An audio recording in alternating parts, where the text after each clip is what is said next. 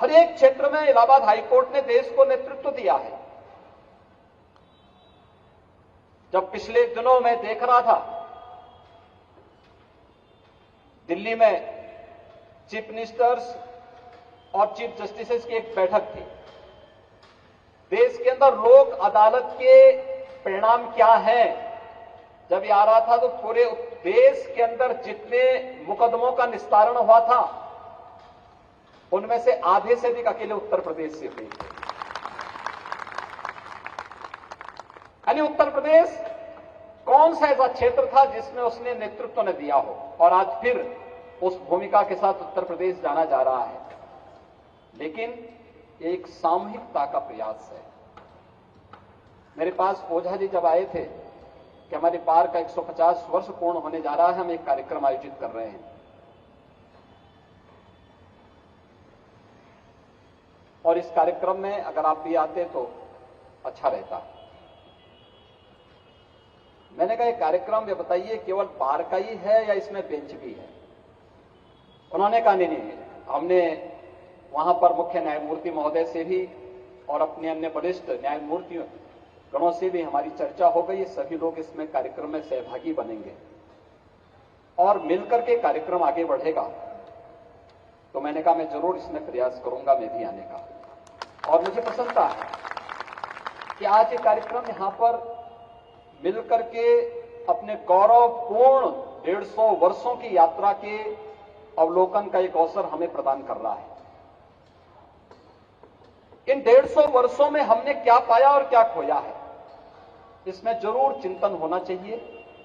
हम सबको इसमें मनन करना चाहिए, क्योंकि देश जब अपनी आजादी का अमृत महोत्सव मना रहा है, आजादी के अमृत महोत्सव के इस कालखंड में भारत ने क्या पाया क्या खोया, इन सब पर चिंतन हुआ। और जब अमृत काल में भारत प्रवेश किया तो दो उपलब्धियां भारत के साथ तत्काल लगी हैं। एक, भारत उस ब्रिटेन को पिछाड़ करके, जिस ब्रिटेन ने 200 वर्षों तक भारत पे शासन किया था, उसे पछाड़ करके दुनिया की 5वीं बड़ी अर्थव्यवस्था बना है। देश के अंदर शिक्षा के एक प्रमुख केंद्र के रूप में प्रयागराज का अपना महत्व रहा है।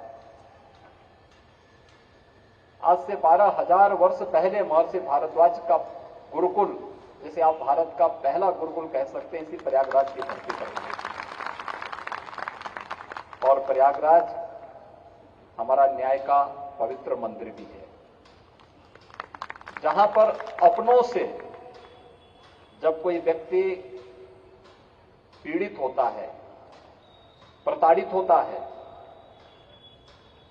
जीवन की हर प्रकार की आस और विश्वास को खो देता है, तो बड़ी आशा भरी निगाहों से वह फिर न्याय के इस मंदिर की ओर देखता है, और यहां पर उसे जो राह मिलती है वह जीवन की एक नई राह होती है। और बार और बैंक का यह समन्वय आज यहां पर इसे इस रूप में प्रस्तुत करने का कार्य भी कर रहा है। जब बार एसोसिएशन अपने 150 वर्ष पूर्ण कर रहा है, ये महज संजोगी है कि देश अपनी आजादी का अमृत महोत्सव भी पूर्ण किया है। आजादी की लड़ाई कोई सामान्य लड़ाई नहीं थी। एक लंबे समय तक लड़ी गई वह लड़ाई थी जो भारत को भारत के रूप में प्रस्तुत करने और किसी भी प्रकार की दासता से मुक्त करने का एक बृहद अभियान था। और जैसे कि यहां पर माननीय मुख्य न्यायमूर्ति जी ने, बार एसोसिएशन के अध्यक्ष जी ने अपने उद्बोधन में भी इस बात को कहा कि अधिवक्ता समुदाय ने आजादी की इस लड़ाई में बढ़ चढ़ करके न केवल भाग लिया बल्कि देश को नेतृत्व भी दिया।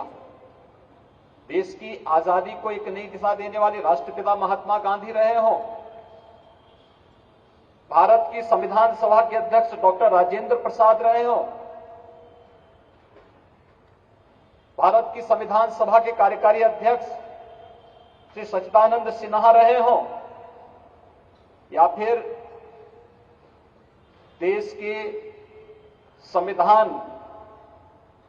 को एक स्वरूप देने वाले उसकी शिल्पी के रूप में बाबा साहब डॉक्टर भीमराव अंबेडकर रहे हों, देश के प्रथम प्रधानमंत्री पंडित जवाहरलाल नेहरू रहे हों, या देश के प्रथम उप प्रधानमंत्री और गृह मंत्री के रूप में सरदार वल्लभ भाई पटेल रहे हों, देश का हर वह स्वतंत्रता संग्राम सेनानी जिसने उस कालखंड में जुल्म की परवाह के बगैर लगातार देश की आजादी के लिए लड़ता रहा, जूझता रहा, उसमें अधिवक्ता समुदाय अग्रणी भूमिका में था और अपनी इस पुरातन पहचान को एक बार फिर से आगे ले जाने की आवश्यकता है।